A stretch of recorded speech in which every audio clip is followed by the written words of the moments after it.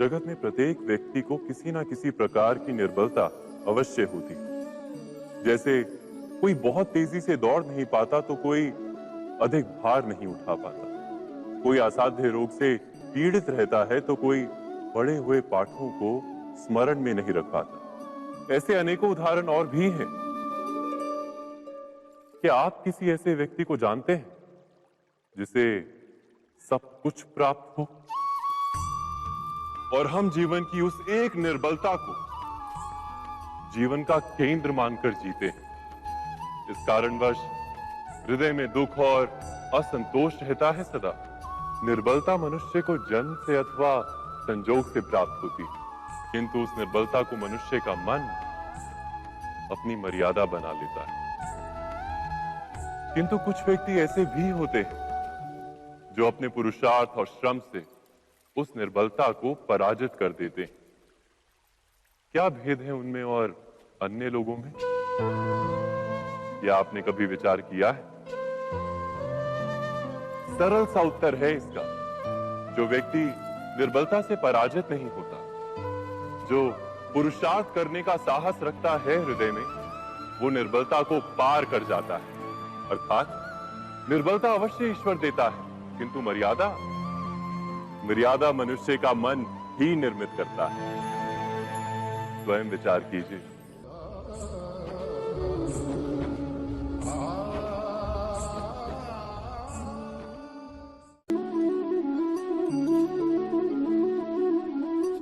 भविष्य का दूसरा नाम है संघर्ष। हृदय में आज इच्छा होती है और यदि पूर्ण नहीं हो पाती तो हृदय भविष्य की योजना बनाता है। भविष्य में इच्छा पूर्ण होगी ऐसी कल्पना करता रहता है, किंतु जीवन ना तो भविष्य में है ना अतीत में। जीवन तो इस क्षण का नाम, अर्थात इस क्षण का अनुभव ही जीवन का अनुभव। पर हम ये जानते हुए भी इतना सा सत्य समझ नहीं पाते। या तो हम बीते हुए समय के स्मरणों को घेर कर बैठे रहते हैं, या फिर आने वाले समय के लिए हम योजनाएं बनाते रहते हैं और जीवन जीवन बीत जाता है। एक सत्य यदि हम हृदय में उतार लें कि ना हम भविष्य देख सकते हैं, ना ही भविष्य निर्मित कर सकते हैं, हम तो केवल धैर्य और साहस के साथ भविष्य को आलिंगन दे सकते हैं, स्वागत कर सकते हैं भविष्य का। तो क्या जीवन का हर पल जीवन से नहीं भर जाएगा? स्वयं विचार कीजिए।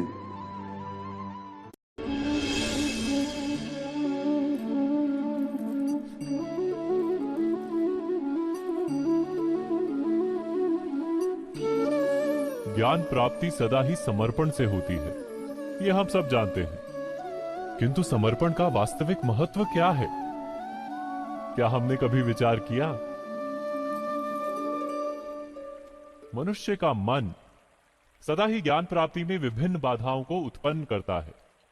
कभी किसी अन्य विद्यार्थी से ईर्ष्या हो जाती है, कभी पढ़ाए हुए पाठों पर संदेह जन्मता है, और कभी गुरु द्वारा दिया गया दंड मन को अहंकार से भर देता है। नहीं, क्या ऐसा नहीं होता? न जाने कैसे कैसे विचार मन को भटकाते हैं, और मन की इसी अयोग्य स्थिति के कारण हम ज्ञान प्राप्त नहीं कर पाते। मन की योग्य स्थिति केवल समर्पण से निर्मित होती है। समर्पण मनुष्य के अहंकार का नाश करता है, ईर्ष्या, महत्वाकांक्षा आदि भावनाओं को दूर कर हृदय को शांत करता है और मन को एकाग्र करता है। वास्तव में ईश्वर की सृष्टि में ना ज्ञान की मर्यादा है, ना ज्ञानियों की। गुरु दत्तात्रेय ने तो गाय और श्वान से भी ज्ञान प्राप्त कर लिया था। अर्थात विषय ब्रह्म ज्ञान का हो, या जीवन के ज्ञान का, या गुरुकुल में प्राप्त होने वाले ज्ञान का, उसकी प्राप्ति के लिए गुरु से अधिक महत्व है उस गुरु के प्रति हमारा समर्पण। क्या ये सत्य नहीं?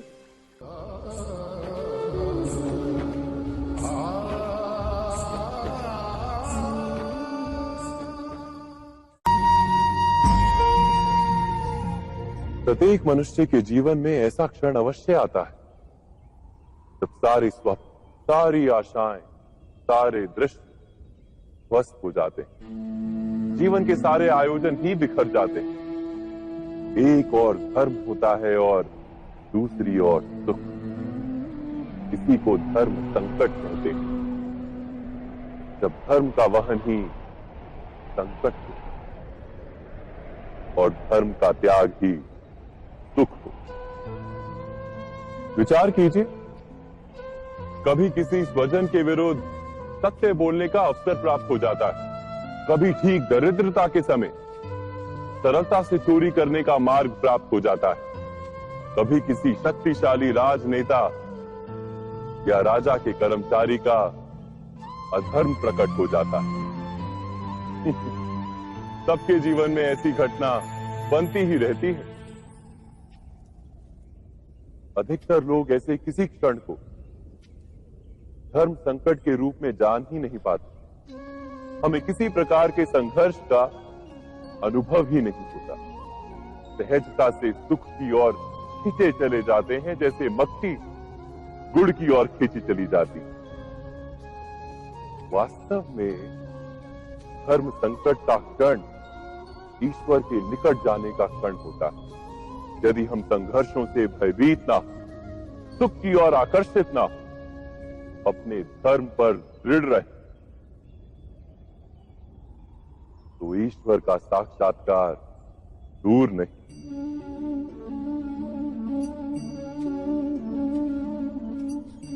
पवन से युद्ध करने वाला पत्ता यदि पेड़ से गिरता है तो भी आकाश की ओर उठता है। पवन से झुकने वाली घास वहीं भूमि पर रह जाती है। अर्थात धर्म संकट से यदि हम संकट को ही टाल दें तो सुख तो मिलता है, जीवन बढ़ता है, किंतु क्या चरित्र नहीं टूटता? क्या आत्मा दरिद्र नहीं हो जाती? क्या ईश्वर से अंतर नहीं हो जाता? स्वयं विचार कीजिए। दो व्यक्ति जब निकट आते हैं तो एक दूसरे के लिए सीमाएं और मर्यादाएं निर्मित करने का प्रयत्न अवश्य करते हैं। हम यदि सारे संबंधों पर विचार करें तो देखेंगे कि इन सारे संबंधों का आधार यही सीमाएं हैं जो हम दूसरों के लिए निर्मित करते हैं। और यदि अनजाने में भी कोई अन्य व्यक्ति इन सीमाओं को तोड़ता है तो उसी क्षण हमारा हृदय क्रोध से भर जाता है। इन सीमाओं का वास्तविक रूप क्या है? क्या हमने कभी विचार किया?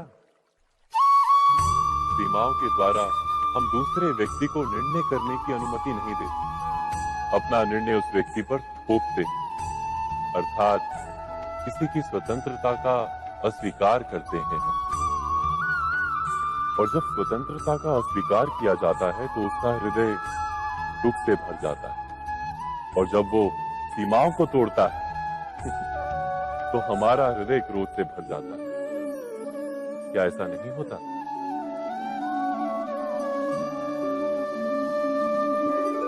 पर यदि एक दूसरे की स्वतंत्रता का सम्मान किया जाए तो किसी मर्यादाओं या सीमाओं की आवश्यकता ही नहीं होती। अर्थात जिस प्रकार स्वीकार किसी संबंध का देह है, क्या वैसे ही स्वतंत्रता किसी संबंध की आत्मा नहीं? स्वयं विचार कीजिए। सबके जीवन में ऐसा प्रसंग अवश्य आता है कि सत्य कहने का निश्चय होता है हृदय में, किंतु मुख से सत्य निकल नहीं पाता। कोई भय मन को घेर लेता है। किसी घटना अथवा प्रसंग के बारे में बात करना या फिर स्वयं से कोई भूल हो जाए उसके बारे में कुछ बोलना, क्या ये सत्य है? नहीं, ये तो केवल तथ्य है। अर्थात जैसा हुआ था वैसा केवल बोल देना सामान्य सी बात। किंतु कभी कभी उस तथ्य को बोलते हुए भी भय लगता है। कदाचित किसी दूसरे की भावनाओं का विचार आता है मन। दूसरे को दुख होगा ये भय भी शब्दों को रोकता है। तो ये सत्य क्या है? क्या हमने कभी विचार किया है? जब भय रहते हुए भी कोई तथ्य बोलता है तो वो सत्य कहलाता है। वास्तव में सत्य कुछ और नहीं, केवल निर्भयता का दूसरा नाम है। और निर्भय होने का कोई समय नहीं होता, क्योंकि निर्भयता आत्मा का स्वभाव है। अर्थात क्या प्रत्येक क्षण सत्य बोलने का क्षण नहीं होता?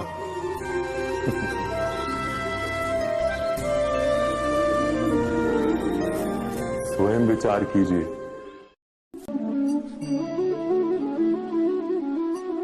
श्रेष्ठता का क्या अर्थ है? श्रेष्ठता का अर्थ है दूसरों से अधिक ज्ञान प्राप्त करना। अर्थात मूल्य इस बात का नहीं कि स्वयं कितना ज्ञान प्राप्त किया, मूल्य इस बात का है कि प्राप्त किया हुआ ज्ञान अन्य लोगों से कितना अधिक है। अर्थात श्रेष्ठता की इच्छा ज्ञान प्राप्ति को भी एक स्पर्धा बना देती है। और स्पर्धा में विजय अंतिम कब होती है?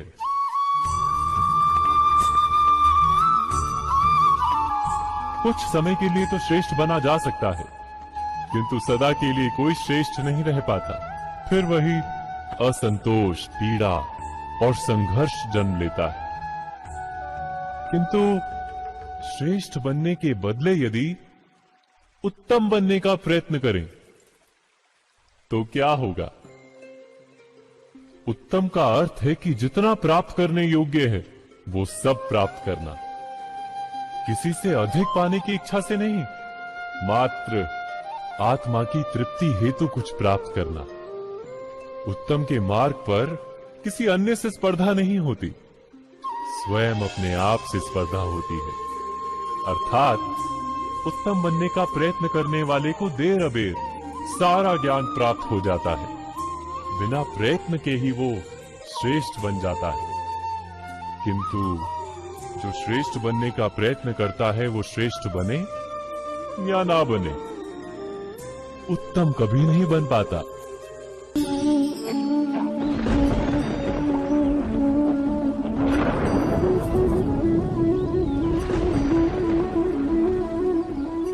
सपनों और पूर्वाभासों के आधार पर हम भविष्य के सुख दुख की कल्पना करते हैं। भविष्य के दुख का कारण दूर करने के लिए हम आज योजना बनाते हैं।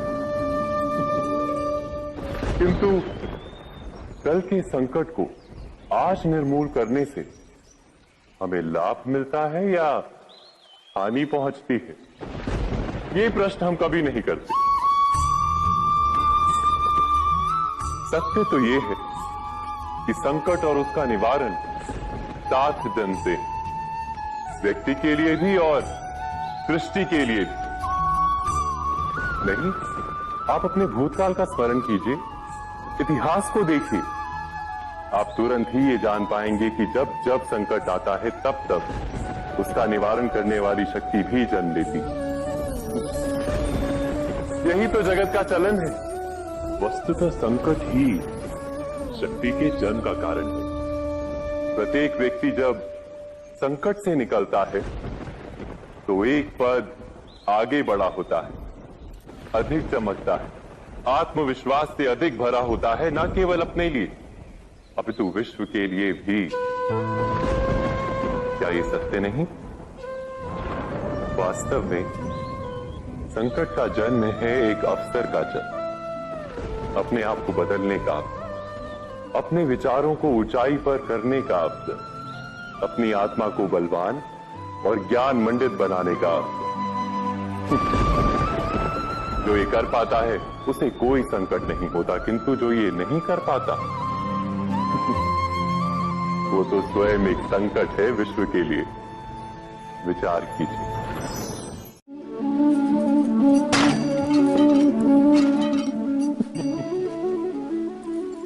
कभी कभी कोई घटना मनुष्य के जीवन की सारी योजनाओं को तोड़ देती और मनुष्य उस आघात को अपने जीवन का केंद्र मान लेता। पर क्या भविष्य मनुष्य की योजनाओं के आधार पर निर्मित होते हैं? नहीं। जिस प्रकार किसी ऊंचे पर्वत पर सर्वप्रथम चढ़ने वाला उस पर्वत की तलाई में बैठकर जो योजना बनाता है, क्या वही योजना उसे उस पर्वत की चोटी तक पहुंचाती है? नहीं। वास्तव में वो जैसे जैसे ऊपर चढ़ता है वैसे वैसे उसे नई नई चुनौतियां, नई नई विडंबनाएं, नए नए अवरोध मिलते हैं। प्रत्येक पद पर वो अपने अगले पद का निर्णय करता है। प्रत्येक पद पर उसे अपनी योजनाओं को बदलना पड़ता है। कहीं पुरानी योजना उसे खाई में ना ढकेल दे। वो पर्वत को अपने योग्य नहीं बना पाता, केवल स्वयं को पर्वत के योग्य बना सकता है। क्या जीवन के साथ भी ऐसा ही नहीं? जब मनुष्य जीवन में किसी एक चुनौती को, एक अवरोध को अपने जीवन का केंद्र मान लेता है, अपने जीवन की गति को ही रोक देता है, तो वो अपने जीवन में सफल नहीं बन पाता और ना ही सुख और शांति प्राप्त कर पाता। अर्थात जीवन को अपने योग्य बनाने के बदले स्वयं अपने को जीवन के योग्य बनाना ही सफलता और सुख का एकमात्र मार्ग नहीं? स्वयं विचार कीजिए।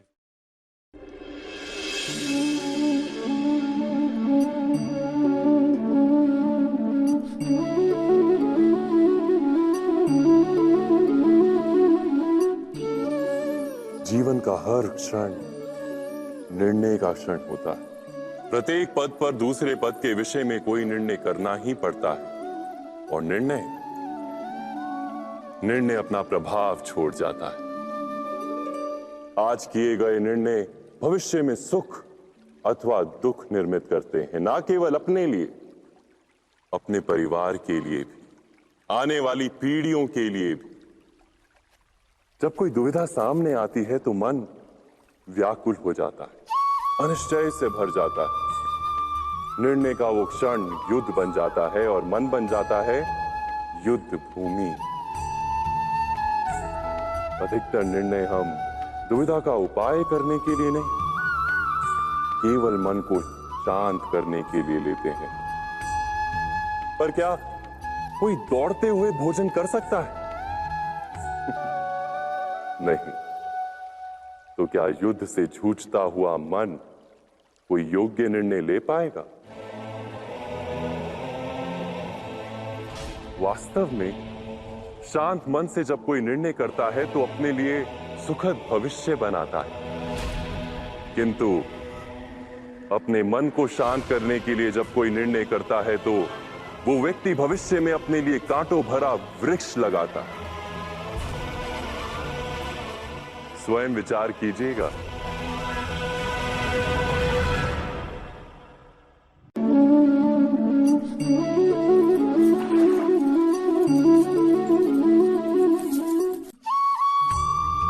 जीवन में आने वाले संघर्षों के लिए जब मनुष्य स्वयं को योग्य नहीं मानता, जब उसे अपने ही बल पर विश्वास नहीं रहता, तब वो सद्गुणों को त्याग कर दुर्गुणों को अपनाता है। वस्तुतः मनुष्य के जीवन में दुर्जनता जन्म ही तब लेती है जब उसके अंतर में आत्मविश्वास नहीं होता। आत्मविश्वास ही अच्छाई को धारण करता है। ये आत्मविश्वास है क्या?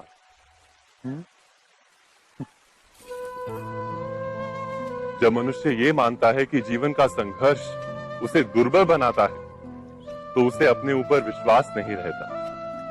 वो संघर्ष के पार जाने के बदले संघर्ष से छूटने के उपाय ढूंढने लगता है। किंतु जब वो ये समझता है कि ये संघर्ष उसे अधिक शक्तिशाली बनाते हैं, ठीक जैसे व्यायाम करने से देह की शक्ति बढ़ती है, तो प्रत्येक संघर्ष के साथ उसका उत्साह बढ़ता है। अर्थात आत्मविश्वास और कुछ भी नहीं, मन की स्थिति, जीवन को देखने का दृष्टिकोण मात्र है। और जीवन का दृष्टिकोण तो मनुष्य के अपने वश में होता है। स्वयं विचार कीजिए।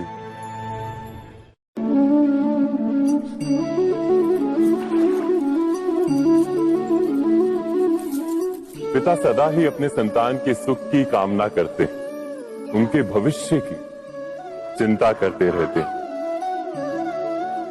इसी कारणवश सदा ही अपने संतानों के भविष्य का मार्ग स्वयं निश्चित करने का प्रयत्न करते रहते हैं।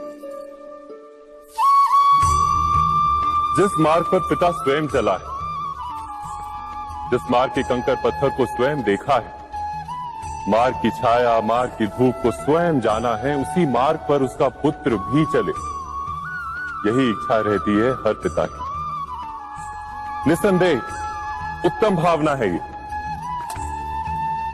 किंतु 3 प्रश्नों के ऊपर विचार करना हम भूल ही जाते हैं। कौन से प्रश्न? प्रथम प्रश्न, क्या समय के साथ प्रत्येक मार्ग बदल नहीं जाते? क्या समय सदा ही नई चुनौतियों को लेकर नहीं आता? तो फिर बीते हुए समय के अनुभव नई पीढ़ी को किस प्रकार लाभ दे सकते हैं? दूसरा प्रश्न, क्या प्रत्येक संतान अपने माता पिता की छवि होता है? हाँ, संतानों को संस्कार तो अवश्य माता पिता देते हैं, किंतु भीतर की क्षमता तो ईश्वर देते हैं।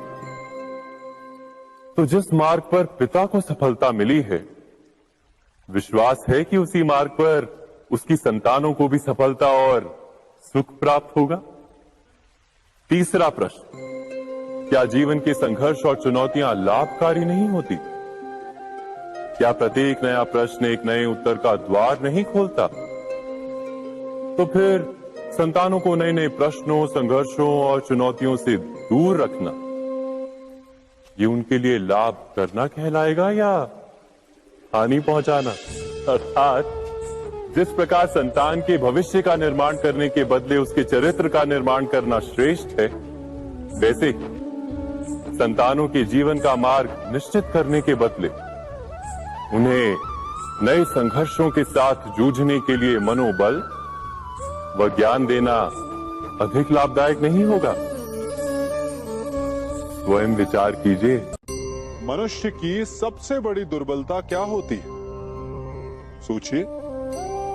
धन, प्रेम, अहंकार। मनुष्य की सबसे बड़ी दुर्बलता होती है उसके रहस्य। चाहे आप कितने भी शक्तिशाली क्यों ना हो, कितने भी प्रबल क्यों ना हो, परंतु उसके रहस्य उसके नाश की चाबी होती है। इसलिए यदि प्रबल रहना है, शक्तिशाली रहना है, समर्थ रहना है, तो अपने रहस्य को किसी को भी ना बताएं, ना मित्र को और ना ही शत्रु को, क्योंकि समय पड़ने पर कब कौन शत्रु हो जाए ऐसा कहना संभव नहीं। विभीषण को रावण के अमृत कुंड का ज्ञात था, इसीलिए प्रभु श्री राम रावण का वध करने में सफल हो सके। इसलिए उचित यही है कि आप अपने रहस्य को स्वयं तक ही सीमित रखें।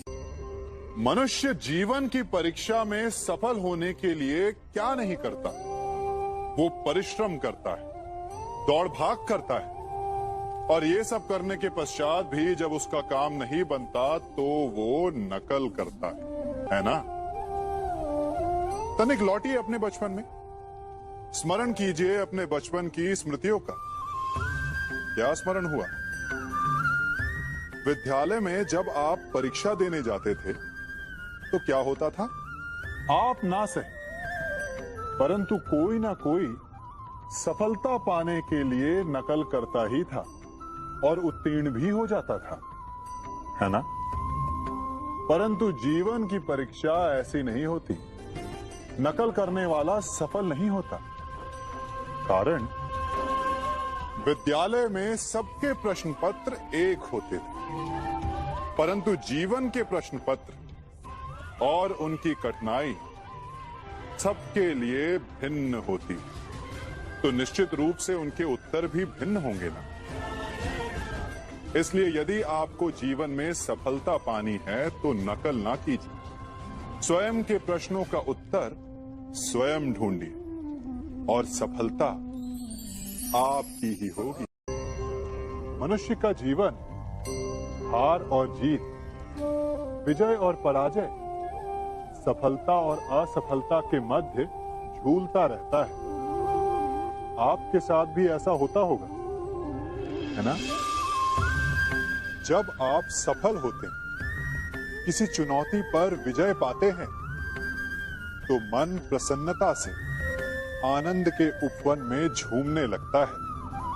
और जब आप असफल होते हैं, तब मन दुख और पीड़ा के सागर में डूबने लगता है।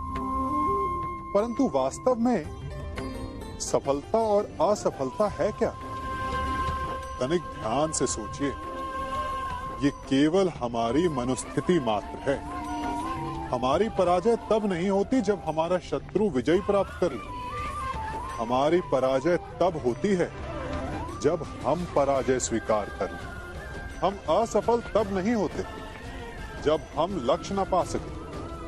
हम असफल तब होते हैं जब हम प्रयास करना बंद कर दें। इसलिए प्रयास करते रहें और हार ना माने, क्योंकि जिस दिन आप हार स्वीकारना बंद कर देंगे, जीत आपके चरणों में होगी।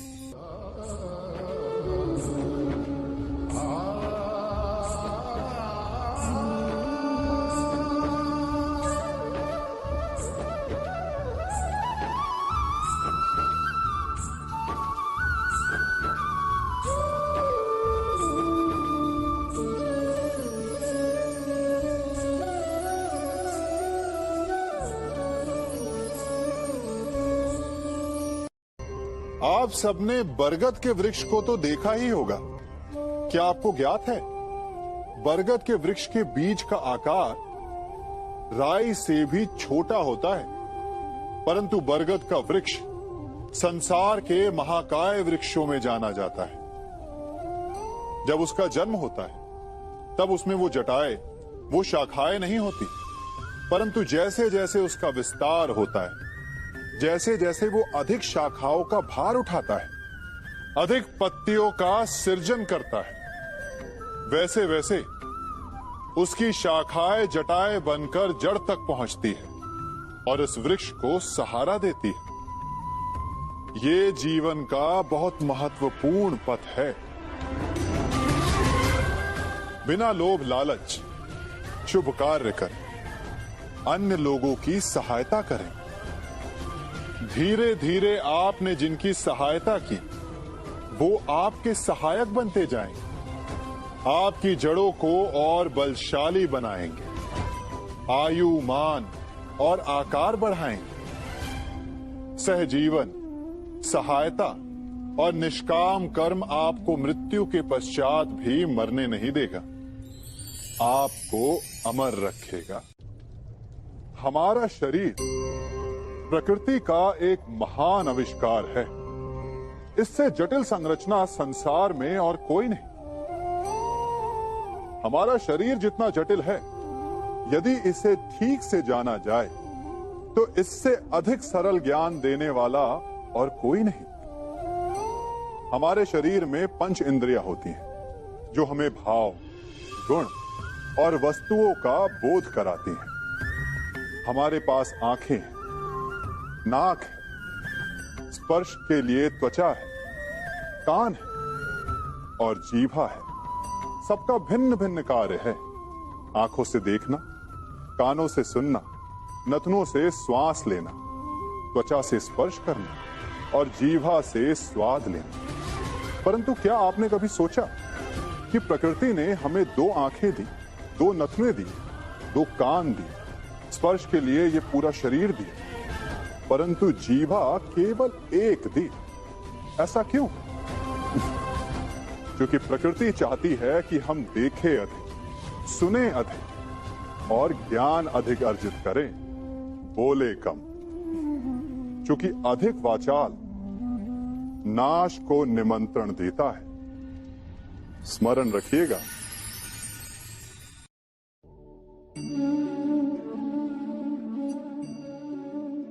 ये सदा यही कहते आए कि यदि आगे बढ़ना है तो अपनों का साथ दो। सत्य कहते हैं, अपनों का साथ देना ही चाहिए। परंतु साथ देने से पूर्व ये अवश्य पहचान लेना चाहिए कि अपने हैं कौन।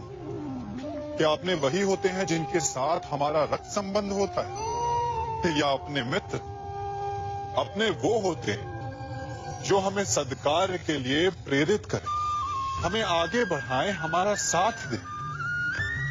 और वो जिनका साथ देने से समाज का नाश, धर्म की हानि हो, वो सगे होकर के भी सगे नहीं होते। इसलिए जब अपनों की परिभाषा का चुनाव करें तो उन्हें अपना माने जो आपका साथ दे, उन्हें नहीं जो हमें अज्ञान के मार्ग पर ले जाएं।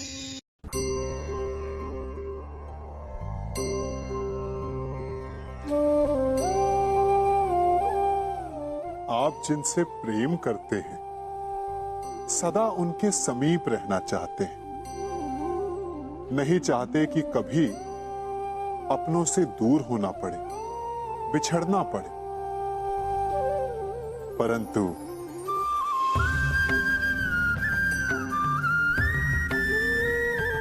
एक समय के पश्चात अपनों से दूर हो जाना उन्नति के लिए आवश्यक है। आप माता पिता हैं ना? यदि आप अपनी संतान के जीवन के हर पग पर उनका मार्गदर्शन करते रहेंगे तो आपकी संतान स्वयं मार्ग चुनना कैसे सीखेगी? मार्ग के कांटों से स्वयं को बचाना कैसे सीखेगी? इसीलिए एक समय के पश्चात अपनों से बनाई गई दूरी सदा लाभदायक रहती है। आज मैं आप सबको एक कथा सुनाता हूं।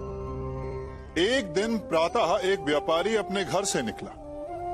घर से निकलते ही एक बिल्ली ने उस व्यापारी का मार्ग काट दिया। व्यापारी घबरा गया, वो फिर से घर लौट गया और शुभ घड़ी की प्रतीक्षा करने लगा। और जब वो पुनः अपने घर से निकला तब वो वाहन जा चुका था जिससे राजा तक पहुंचकर उसे भेंट देनी थी। राजा को भेंट नहीं मिली। राजा क्रोधित हो गए। राजा ने उस व्यापारी का व्यापार बंद करवा दिया। इस कारण व्यापारी क्रोधित होकर घर पर अपनी पत्नी से लड़ बैठा। पत्नी अपने बच्चों समेत मैके वापस चली गई और उस व्यापारी के जीवन में यदि कुछ रह गया था तो केवल अंधकार। और इन सब का कारण वो उस बिल्ली को मानता रहा जिसने उसका मार्ग काटा था। ऐसा ही एक दूसरा व्यापारी राजा को भेंट देने निकला और उस व्यापारी का मार्ग भी एक बिल्ली ने काट दिया।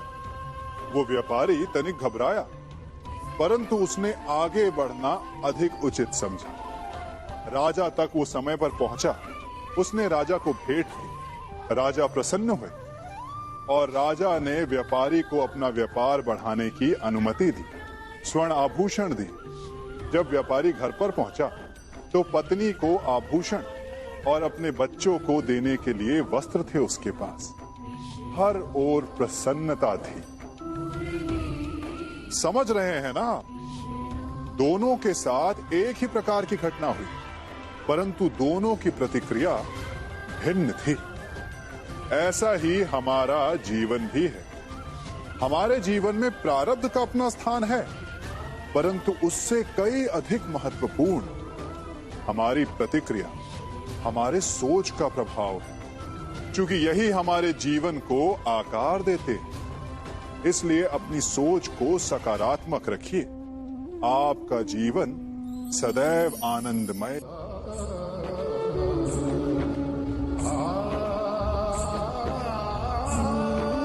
हम सभी अपने जीवन में कोई ना कोई कार्य करते हैं।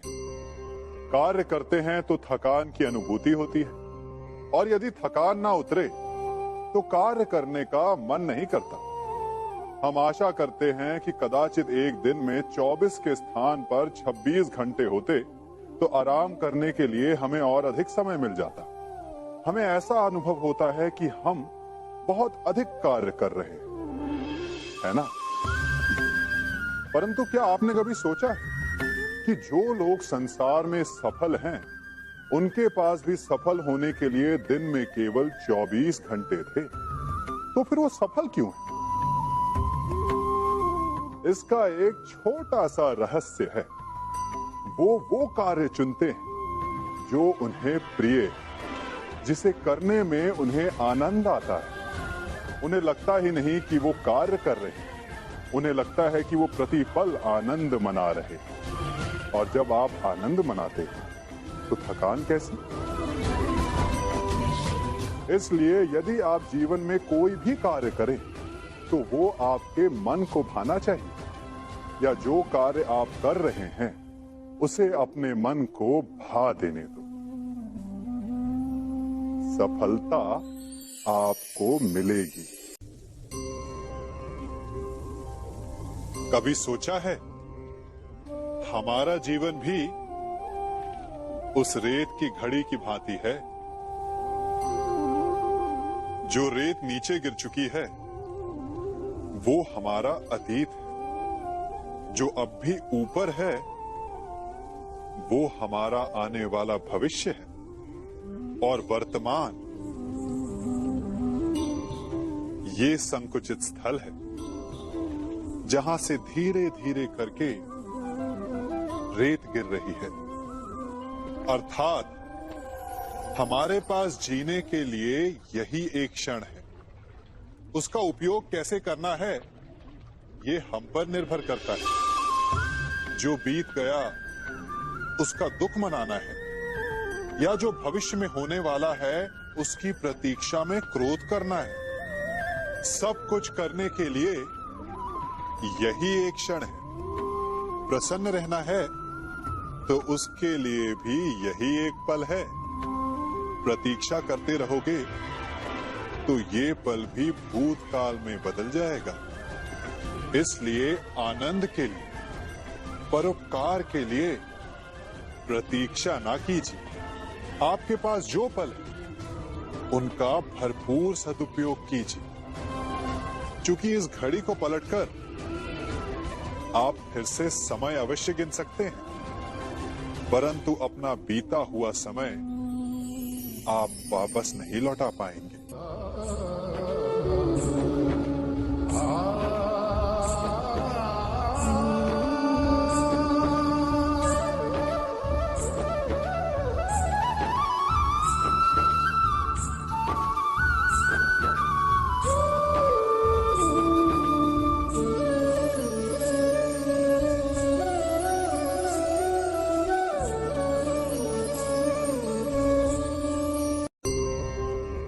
मनुष्य भी बड़ा विचित्र प्राणी है।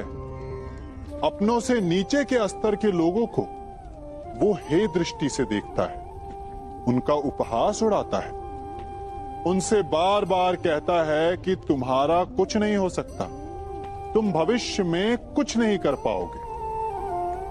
जब मनुष्य के पास धन, संपत्ति, मान होता है तो वो दूसरों का आदर नहीं करता, परंतु वो एक बात भूल जाता है कि उससे भी अधिक शक्तिशाली कोई अस्तित्व में है, और वो है समय। काल काल अपना चक्र कब बदलेगा ये कोई नहीं जानता। समय अपनी करवट कब लेगा ये कोई नहीं जानता। कोयला भी समय के साथ साथ हीरे में परिवर्तित हो जाता है। इसलिए जीवन में कभी भी किसी का भी उपहास नहीं उड़ाना चाहिए।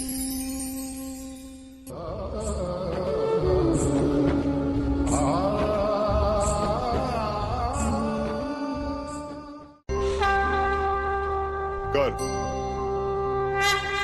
अभिमान और अहंकार, ये तीनों सुनने में एक जैसे लगते हैं, परंतु तीनों का अर्थ भिन्न होता है और परिणाम भी। तीनों का आरंभ प्रेम से होता है। स्वयं से प्रेम, परिश्रम हमारे मन में गर्व को जन्म देता है और सफलता अभिमान जगाती है। यहां तक ठीक है, परंतु जब ये भावना अहंकार बन जाती है तब वो समस्या बन जाती है, क्योंकि सबसे बुरा अंत अहंकारी का ही होता है। परंतु मनुष्य के लिए पहेली यही है कि पहचाना कैसे जाए कि अहंकार जग गया है और उसका दमन आवश्यक है। इसका उत्तर मैं नहीं, आपका मन देगा। जब तक आप स्वयं से प्रसन्न हैं, जब तक आप सबसे ऊंचा उठने का प्रयास कर रहे हैं, तब तक ठीक है। परंतु जब आपके मन में दूसरों को नीचा समझने का भाव आ जाए तो सावधान हो जाइए, क्योंकि यही अहंकार है जो वास्तव में आपको हीन कर रहा है।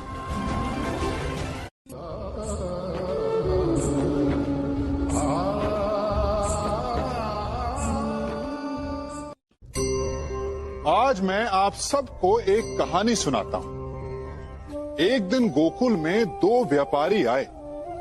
एक व्यापारी शहद का था, बड़ा मीठा शहद था उसका, परंतु वो गोकुल में टिक नहीं पाया। उसके व्यापार ने घाटा खाया और शीघ्र ही वो गोकुल छोड़कर चला गया। और दूसरा व्यापारी मिर्च का था। पहले दिन वो एक पोटली लाया और दूसरे ही दिन वो पूरी बैलगाड़ी भर कर लाया।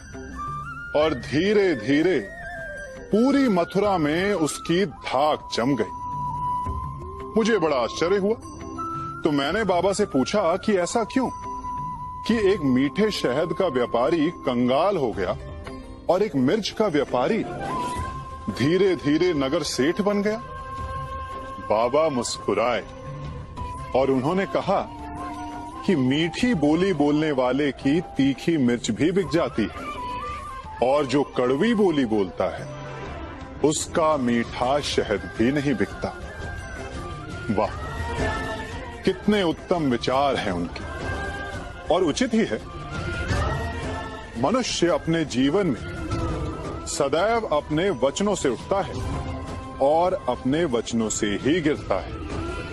इसलिए अपने जीवन में सदैव मीठी बोली बोलने का प्रयास कीजिए, आपका जीवन सरल हो जाएगा। मनुष्य की सबसे बड़ी दुर्बलता क्या होती है? सोचिए।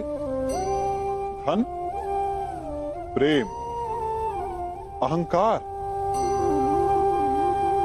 मनुष्य की सबसे बड़ी दुर्बलता होती है उसके रहस्य। चाहे आप कितने भी शक्तिशाली क्यों ना हो, कितने भी प्रबल क्यों ना हो, परंतु उसके रहस्य उसके नाश की चाबी होती है।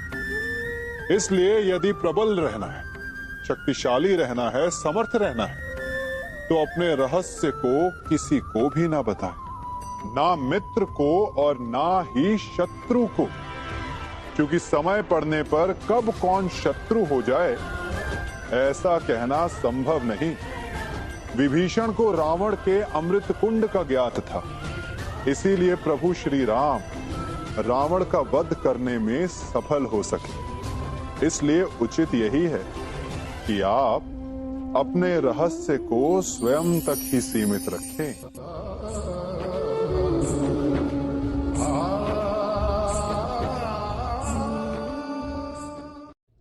युवा अवस्था भी हमारे जीवन का कितना सुंदर काल होता है ना।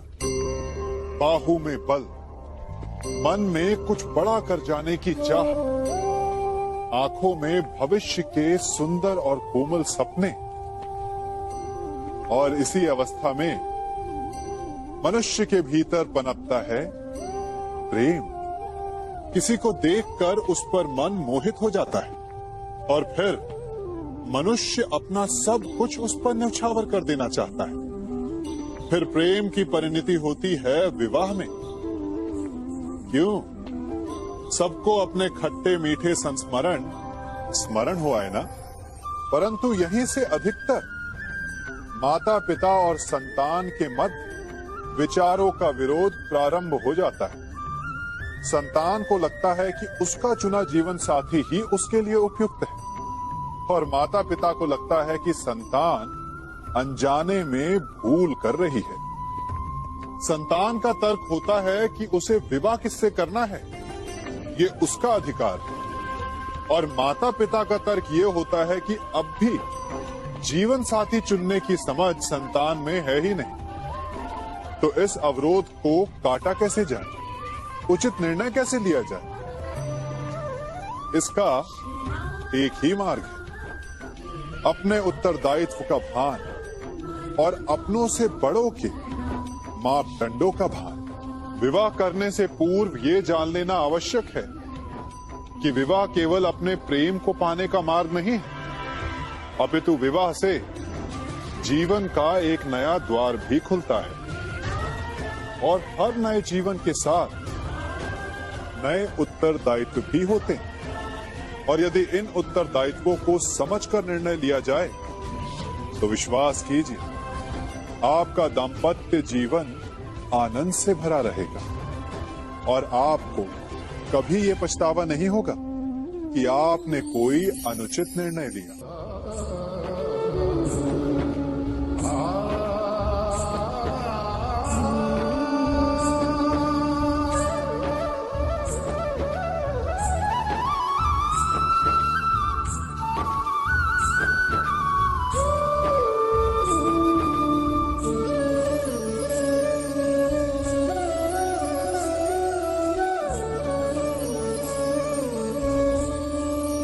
जब सागर का जल वाष्प बनकर उड़ता है तब वो हमें दिखाई नहीं देता। मेघ उस जल को अपने भीतर छिपा लेते हैं, लंबी यात्रा करते हैं, प्रयास करते हैं कि वो जल सदा उनके भीतर छिपा रहे। परंतु जब वायु का वेग उन्हें उड़ाकर किसी पर्वत से ले जाकर के टकरा देता है, तब उन मेघों को बरसना ही पड़ता है, क्योंकि यही नियति है, यही प्रकृति है। क्योंकि जल को सागर में जाकर मिलना ही है। ठीक ऐसा ही हमारे साथ भी होता है। हम सत्य को अपने मन के मेघों में चाहे जितना छिपाने का प्रयास कर लें, परंतु समय की आंधी उसे वास्तविकता के पर्वत से ले जाकर के टकराकर हमारे समक्ष ले ही आती है। जिस भय के कारण आप सत्य को सामने नहीं लेकर आना चाहते, एक दिन वही भय हमारे समक्ष आकर खड़ा हो जाता है, और फिर हम लाचार हो जाते हैं, क्योंकि हमने उस भय का सामना करने की तैयारी नहीं की होती। इसलिए सत्य से भागे नहीं, उसे छिपाए भी नहीं, उसे स्वीकार करें। भविष्य की बड़ी विपत्ति से बच जाएंगे।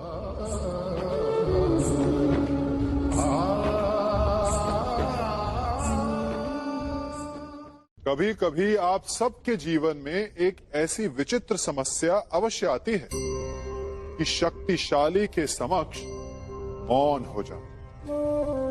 कि उस शक्तिशाली से विवाद करने से बचने के लिए आप मौन रह जाते।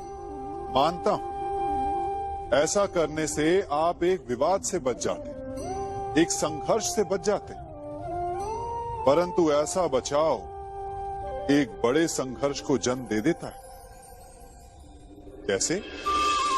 हमारा मौन रहना अनजाने में उसका समर्थन बन जाता है, और वो स्वयं को अधिक शक्तिशाली अनुभव करता है, और यहां से हमारा दमन प्रारंभ हो जाता है।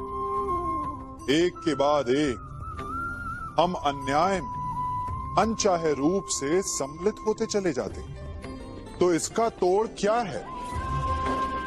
ये समझने के लिए ये जानना आवश्यक है कि ऐसी कौन सी बात है जो आपको विरोध करने से रोकती है।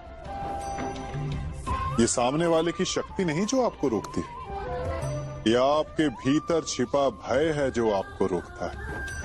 हाँ, कभी कभी भय आपकी सुरक्षा अवश्य कर सकता है, परंतु साथ साथ ये भी जानना आवश्यक है कि ये भय ही है जो आपको मौन भी रखता है, इसलिए अपने मन से भय को निकालिए और खुलकर अनीति का, अन्याय का विरोध कीजिए और फिर देखिएगा आपका मन कितना मुक्त